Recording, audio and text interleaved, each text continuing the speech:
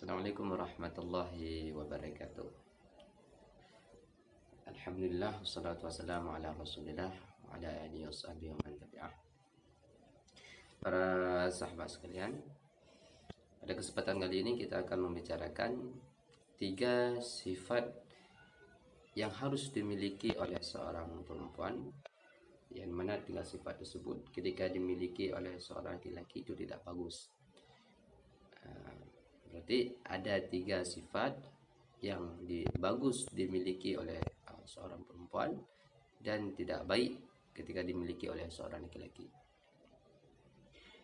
Dalam kitab Qutulijan, di mana Sayyidina Ali karramallahu wajhah mengatakan, syarru khisalir rijal khairu khisalin nisa. Jadi 3 sifat yang bagus dimiliki oleh seorang perempuan dan tidak bagus dimiliki oleh seorang laki-laki. Yang pertama yaitu al-bukhlu, yaitu sifat kerit, sifat kikir.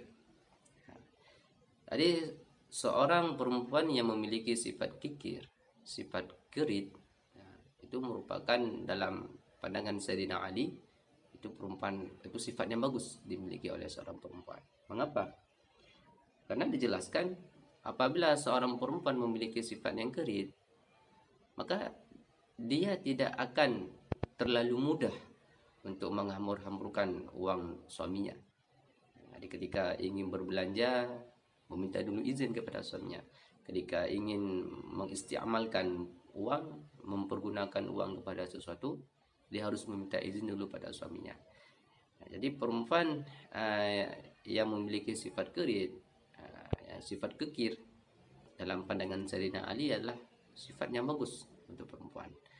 Karena agar dia tidak terlalu mudah untuk menghambur-hamburkan uang suaminya. Itu yang pertama. Sifat kedua yang bagus yang dimiliki oleh seorang perempuan ialah yaitu sifat zahu a'jab bin nafsi, yaitu sifat sombong. Sifat sombong dalam artian kata, seorang perempuan dia tidak akan mudah atau tidak ingin terlalu mudah bergaul dengan laki-laki selain laki-laki yang mahram. Tidak akan mudah bergaul dengan laki-laki yang ajnabi.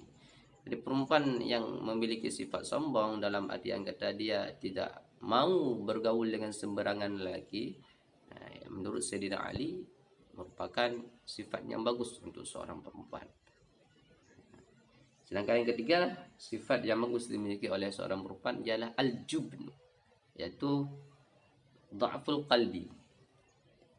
Itu sifat rasa takut dalam hati. Jadi ketika dia ingin berpergian keluar, dia merasa takut.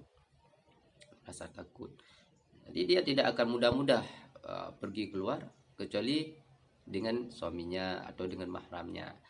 Jadi perempuan yang memiliki sifat sombong, sifat kikir dan sifat yaitu rasa takut, itu adalah sifat yang bagus untuk seorang perempuan. Karena hal tersebut ialah untuk menjaga maruah daripada perempuan itu sendiri.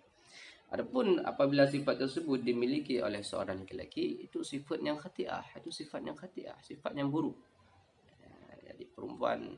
Jadi seorang laki-laki yang memiliki sifat takut, pengecut, itu tidak bagus. Sedangkan untuk perempuan ialah itu sangat dianjurkan. Mungkin sekian untuk perjumpaan kita kali ini. InsyaAllah akan kita sambungkan dengan pembahasan-pembahasan lainnya terkait tentang masalah-masalah seputaran kita. Wallahu a'lam bishawab. Assalamualaikum warahmatullahi wabarakatuh.